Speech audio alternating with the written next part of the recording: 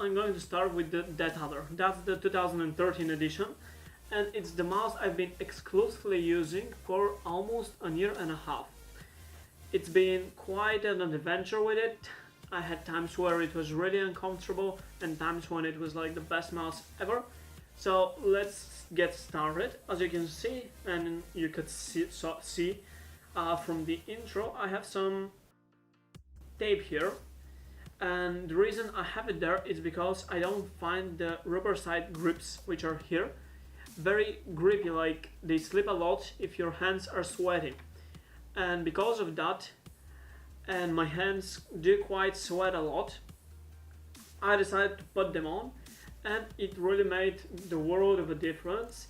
It's very grippy now and I can control the mouse without any problems. My hand is around 17.5 centimeters from here to here, and that makes the Deathadder not the perfect option for me given my hand size. The Razer Deathadder I would specify as a large mouse. It's made for large hands, given that its length from here to here is nearly 30 centimeters and the width is around 7 centimeters. That's quite a hefty mouse. Even though my hand is small, the mouse actually fitted like a glove.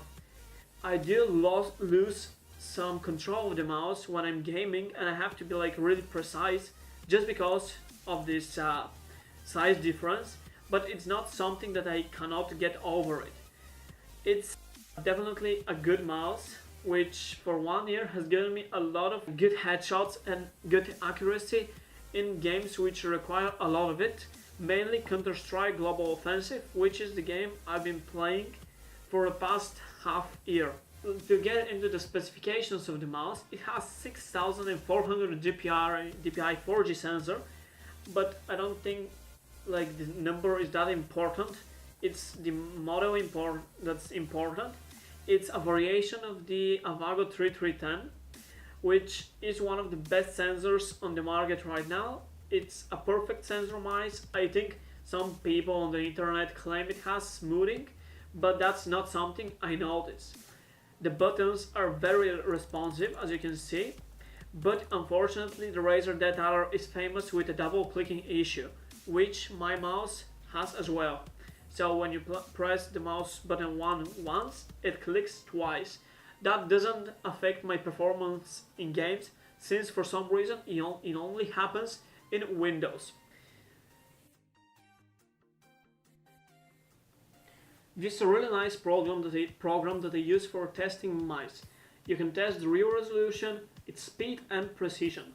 If you click this button, you have to hold mouse 1 for 10 centimeters of movement and it will show you real DPI. Let's test it out.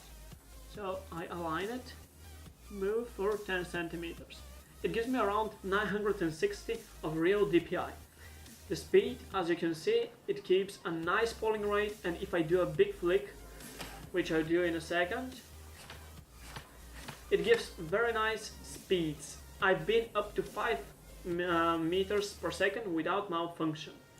And the precision takes a bit longer, but it gives a very good number on the Deathadder. I think it's somewhere around 99.8.6. It's like above 99%, which is more than perfect for any type of gaming. So it gave me 99.5 this time. The software is, as I said, something a lot of people don't like, and I'm not one of those people, and let's go over it. You can see here you can choose what each button does. On the performance tab, you choose your DPI, your acceleration, and your polling rate. While on the lighting, you choose what kind of lighting you like. It's only green, but it can act in different ways. On the fourth tab, you calibrate your mouse for your mouse pad or mouse mat, depends on what you're using. Here you can create a macro, and on the stats page, it creates the stats and heat map gameplay analysis, which shows you some button presses, mouse clicks, and other useless gibberish. The next contender is the Logitech G303. That's a mouse that I decided to buy just to test it, since it has a different shape, a diamond shape, which it's not made for everybody as the ergonomic shape for the Deathadder is. It's more of a niche market mouse, but I find it very comfortable with my hand size, and a friend who has a larger hand size finds it just as good. It's made for claw grip or fingertip. Don't believe that you can use palm grip with it. Like I tried, here you can see it, but it just doesn't work because my finger hits this edge. If your fingers are longer, perhaps it could work for you, something like that. Now onto the specs.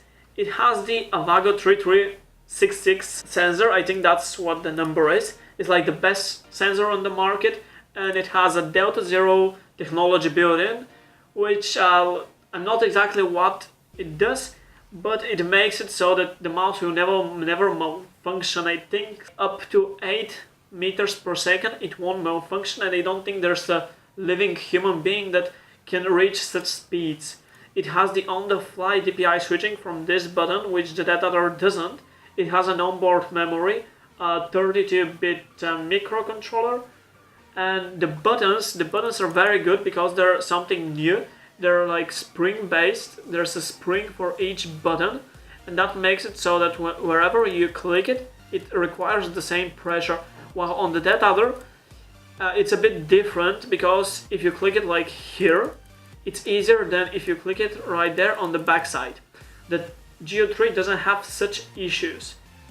The polling rate is as well 1000. It holds it even better. I think it's stable at 999, even with small movements.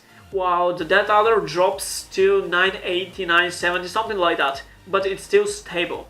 The DPI is up to 12,000, but that's just ludicrous. Who the fuck uses that? I'm still using 1000.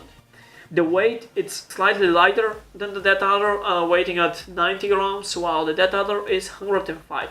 The difference isn't very big. Using the same program that I use with the Deathadder, let's measure it. So if I move the mouse for 10 centimeters, the result I get is like 960. So it's nearly identical as the Deathadder. On the speed, as you can see, the polling rate is like 1000. It's perfectly stable. That's the best mouse polling rate wise that I've tested. And now let's do a little flick. You cannot make it malfunction. And on the precision tab, let's just do it quickly. I cannot go out of the boundaries of my monitor because it makes the mouse very imprecise. Let's change the movement a bit. And here, 99.6. So it's nearly identical as the Deathadder. Now onto the software. It's a bit more flashy compared to the Deathadder's. Here's the home screen. Now onto the settings. Here you choose your profiles and DPI settings, as well as your buttons. On the next screen you choose your lighting. I have it on color cycle, which I think is the best as it changes color every second or something like that.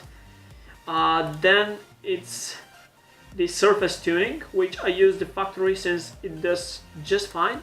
And on the last tab you have heat map, something similar to the one in the Deathadder. And that's about it. Here you have settings, share and help. Nothing that we will use.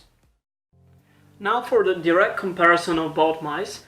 I did some extensive testing around a week on this mouse and I got really comfortable with it. So I think my opinion could be very objective and non-biased since I've been using this mouse for so long. So let's get started with it. First, on the G303, the sensor is definitely better. I like the feel of it. The less smoothing it has. If it's called smoothing, I don't know, it just has a more raw feeling. Once I got my grip, since I've been using palm grip on the Deathadder, once I got my claw grip mastered, the mouse became comfortable. But still I was getting some cramps, hand cramps, because I've always been using my Deathadder with a relaxed hand position, while with the claw I have to be slightly more I have to have slightly more tension in my hand. An issue with the G303 on the other side is that I found it tilts a bit. I don't think you're able to see it, but there's like a slight tilt without the mouse actually lifting.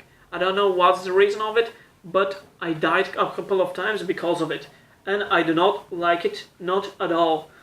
I have the rattling issue of the lenses, which I doubt you can hear, but a lot of people experience with the G303, but that is countered by the problem with the Deathadder. That's, as a lot of people know, the double clicking. The side grips on the G303 are perfect, they grip very well, while the Deathadder's one do not. But on the other hand, on the top, I think the Deathadder grips slightly better, and especially if my hands are beginning to get sweaty. For a conclusion, I do have a small hand, and for me, I think I'll be sticking with the Deathadder. The reason behind it, yes, the G303 is technically better, and if you have to choose between either of these mice, go for the G303. But the improvements are not that big, they are not enough to justify the extra 70 euros that I have to pay for this mouse. If you're in the market for a new mouse, the G303 is definitely better. But if you already have a Deathadder and you're looking for something to upgrade, just stick to it.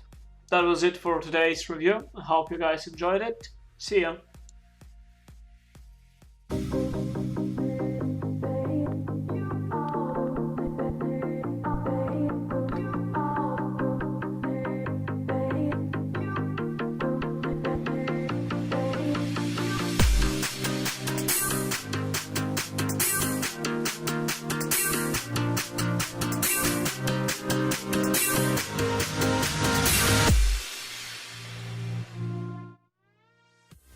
First off, I'm going to start with the Deathadder. That's the 2013 edition, and it's the mouse I've been exclusively using for almost a year and a half. It's been quite an adventure with it. I had times where it was really uncomfortable and times when it was like the best mouse ever. So let's get started. As you can see, and you could see from the intro, I have some tape here. And the reason I have it there is because I don't find the rubber side grips, which are here, very grippy, like they slip a lot if your hands are sweaty. And because of that, and my hands do quite sweat